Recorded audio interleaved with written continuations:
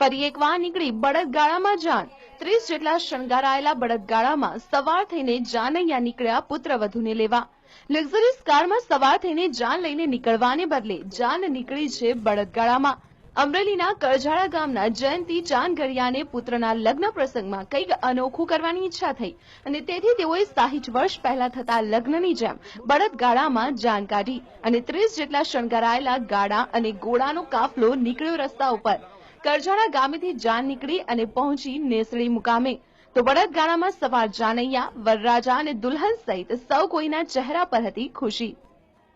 કોઈ જોયું ન હોય જૂની પરંપરા આપણે માણીને અને લોકોને આનંદ આવે એવી ગામ લોકોને ને મારા મમ્મી પપ્પાને અને મારા સગા સંબંધીઓની બધાની ઈચ્છા હતી।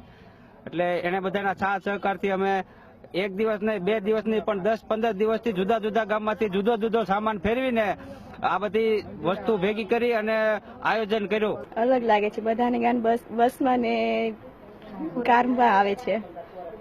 મારી જાના અલગથી જૂની પરંપરા રીતે આવેલી છે।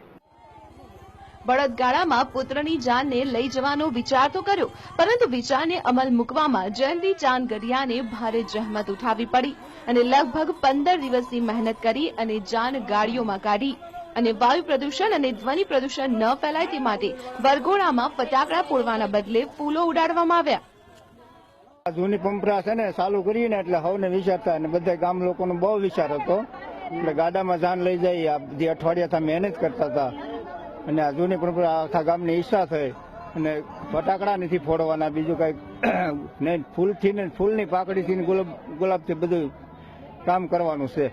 ગાડામાં મજા આવે? ગાડામાં બહુ મજા આવે, જૂની પરંપરા છે ને એટલે ચાલ્યા જ કરે। જૂનો સામાન તમે બધો ક્યાંથી ભેગો કર્યો? જૂનો સામાન અડકે પડકે ગામડેથી બધેથી ભેગો કરી અને 10 થી 15 ગાડા શણગાર્યા। અમે 15 દિવસથી આ મહેનત કરતા હતા અને ગામની પણ એવી ભાવના હતી કે ભાઈ નેસડી આપણે કરજાથી 4 કિલોમીટર દૂર છે, તો આવું ક્યાંક જૂની સંસ્કૃતિ ટકાવી રાખવા માટે આવું ક્યાંક આપણે જૂની પેઢીને નવી પેઢીને દેખાડવા માટે આવી બધી મહેનત કરી।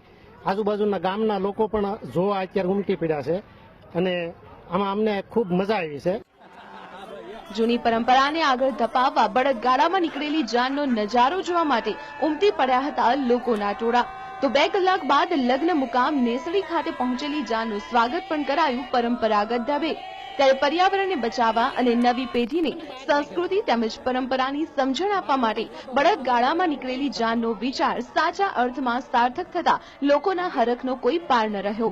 મહેન્દ્ર બગડા, TV9 અમરેલી। ચાલુમાં કીધું ખબર છે?